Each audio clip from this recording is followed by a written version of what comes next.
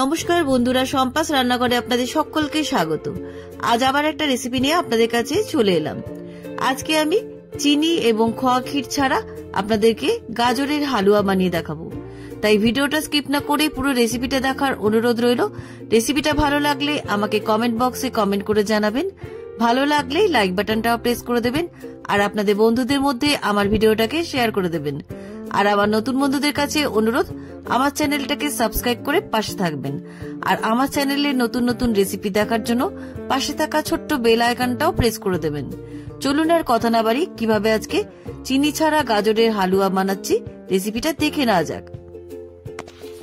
গাজরের হালুয়া বানানোর জন্য আমি এখানে 1 কেজি লাল গাজর নিয়েছি। আপনারা যখন গাজরের হালুয়া রেসিপি তৈরি করবেন এই রকম লাল গাজর দেখে নেওয়ার চেষ্টা করবেন। যদি একান্তই না পান, বাজারে যে গাজর পাওয়া যায় সেই গাজর দিয়েও হালুয়া বানাতে পারেন। তবে এখন শীতকাল, এই গাজরগুলো সব জায়গাতেই পেয়ে যাবেন। এবার গাজরের দুটো সাইড আমি কেটে গাজরের খোসাটা আমি পিলার দিয়ে খুব ভালো করে ছাড়িয়ে নিচ্ছি।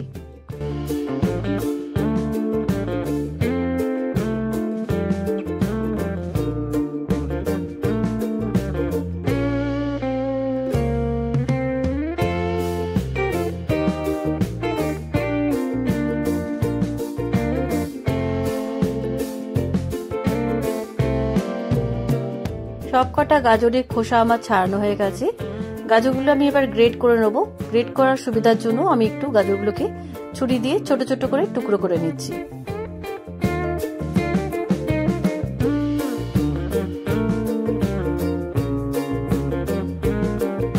সবকটা গাজর আমার ছোট ছোট করে কাটা হয়ে গেছে।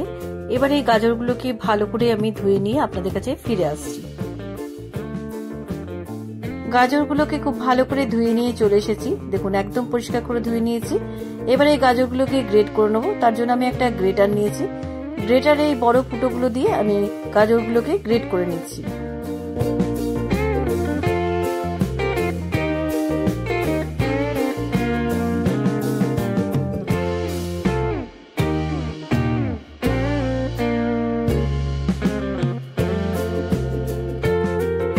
সবকটা গাজর গ্রেট করে আমি একটা বাটির মধ্যে তুলে নিয়েছি। গ্রেটারের এই বড় ফুটোটা দিয়ে এভাবে কিন্তু গাজরটাকে গ্রেট করে নেবেন। এবারে এই গাজরের বাটিটাকে আমি সাইডে রেখে দিচ্ছি। যেহেতু আমি চিনি ছাড়া গাজরের হালুয়া বানাবো, তাই চিনির পরিবর্তে আমি এখানে নিয়েছি মিছরি।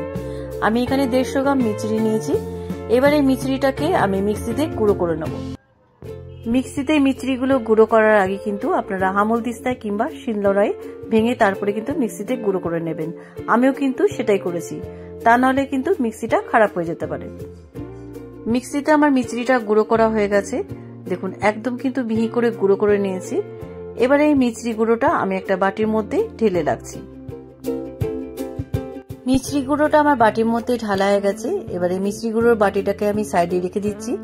এবার গাজরের হালুয়াতে দেওয়ার জন্য আমি আরো কিছু উপকরণ নিয়েছি এখানে আমি গাওয়া ঘি, আর নিয়েছি 6টা ছোট এলাচ, কিশমিশ, আর 8-10টা পিস্তা বাদাম, আর নিয়েছি কাজু বাদাম।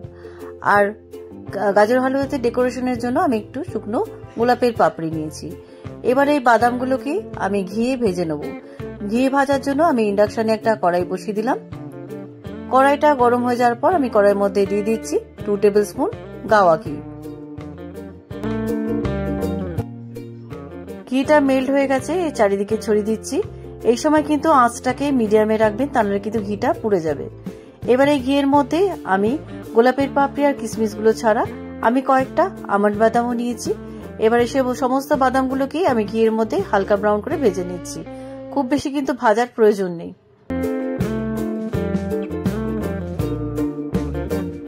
বাদামগুলো একটু ভাজা ভাজা হয়ে আসার পর আমি এর মধ্যে কিশমিশগুলো দিয়ে দিচ্ছি। কিশমিশগুলো আমি বাদামের মধ্যে ভেজে নিচ্ছি। সমস্ত ড্রাই ফ্রুটস গুলো আমার ভাজা হয়ে গেছে। এবার একটা প্লেটের মধ্যে তুলে রাখছি।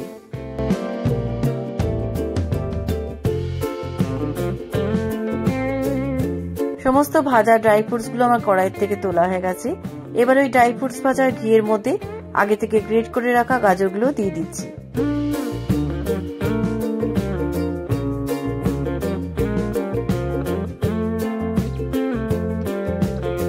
সমস্ত গ্রেট করা গাজরটা আমার কড়াইয়ের মধ্যে দেওয়া হয়ে গেছে। এবার এই গাজরটাকে আমি ঘিয়ের মধ্যে ভেজে নেব। গাজরের কাঁচা গন্ধ চলে যাওয়া পর্যন্ত আমি ঘিয়ের মধ্যে গাজরটাকে ভেজে নিচ্ছি।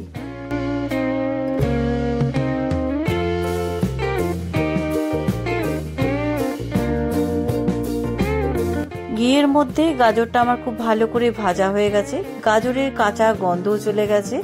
এবার এই গাজরের মধ্যে আমি দিয়ে দিচ্ছি আগে থেকে ফুটিয়ে ঘন করে রাখা 1 বাটি দুধ। এবার আমি দিয়ে দিচ্ছি এর মধ্যে 2 টেবিল স্পুন গুঁড়ো দুধ। লিকুইড দুধ আর পাউডার মিল্কটা দিয়ে আমি গাজরের মধ্যে খুব ভালো করে মিশিয়ে গাজরটাকে আমি সেদ্ধ করে নিচ্ছি। গাজরটা ঘিয়ে ভাজার সময় প্রায় 80% আমার সেদ্ধ হয়ে গেছে, বাকি 20% এই দুধেতেই গাজরগুলো সেদ্ধ হয়ে যাবে।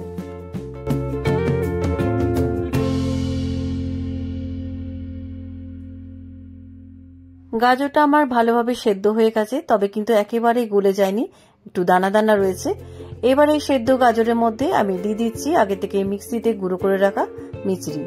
আমি এখানে 150 গ্রাম মিচড়ি দিলাম, মিষ্টিটা আপনাদের স্বাদ অনুযায়ী আপনারা দেবেন। এবারে গুঁড়ো মিচড়িটা আমি গাজরের হালুয়ার মধ্যে খুব ভালো করে মিশিয়ে দিচ্ছি।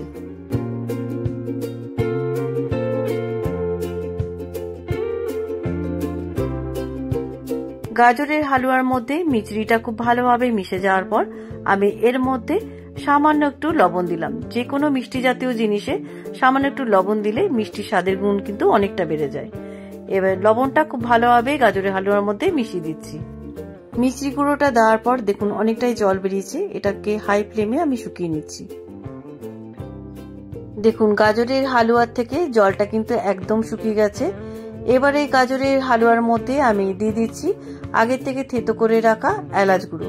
এলাচের খোসাগুলো বাদ দিয়ে আমি দানাগুলোকে থেতো করে দিয়ে দিলাম। এবার এলাচ গুঁড়োটা গাজরের হালুয়ার মধ্যে খুব ভালো করে মিশিয়ে দিচ্ছি। গাজরের হালুয়ার মধ্যে এলাচ গুঁড়োটা ভালোভাবে মিশে যাওয়ার পর আমি এর মধ্যে ড্রাই ফ্রুটস গুলো দিয়ে দিচ্ছি। কিশমিশ গুলো বাদ দিয়ে আমি সমস্ত বাদামগুলোকে হালকা ভেঙে আমি দিয়ে দিলাম। ড্রাই ফ্রুটস গুলো গাজরের হালুয়ার মধ্যে খুব ভালো করে মিশিয়ে দিচ্ছি। আজকের চিনি এবং খোয়া ক্ষীর ছাড়া গাজরের হালুয়াটা আমার হয়ে গেছে।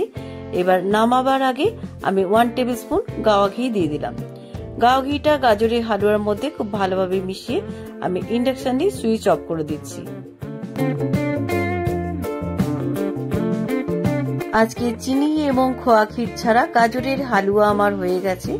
এবার ইন্ডাকশন থেকে কড়াইটা নামিয়ে আমি একটা সার্ভিং প্লেটে গাজরের হালুয়া সার্ভ করব।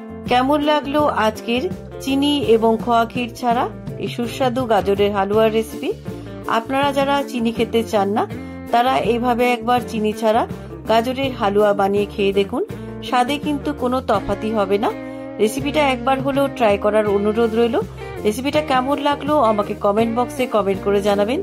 ভালো লাগলে লাইক বাটনটাও প্রেস করে দেবেন, আর আপনাদের বন্ধুদের মধ্যে আমার ভিডিওটাকে শেয়ার করে দেবেন। আর আমার নতুন বন্ধুদের কাছে অনুরোধ, আমার চ্যানেলটাকে সাবস্ক্রাইব করে পাশে থাকবেন।